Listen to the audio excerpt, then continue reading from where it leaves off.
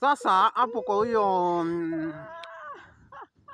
maneba ulikuwa nashinda nikitoka huku kutafuta kazi. Sasa nikitoka kutafuta kazi, hizo siku zingine nasikianga anaweka manyimbo hata sielewi, but hii siku ingine nasikia Mbosso Mbosso Mbosso Mbosso Mbosso Mbosso Mbosso Mbosso. Nashanga kwani jirani yangu ameamua kukuwa Mtanzania?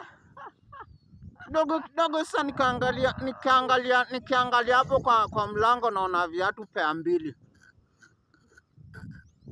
size 42 na size 38.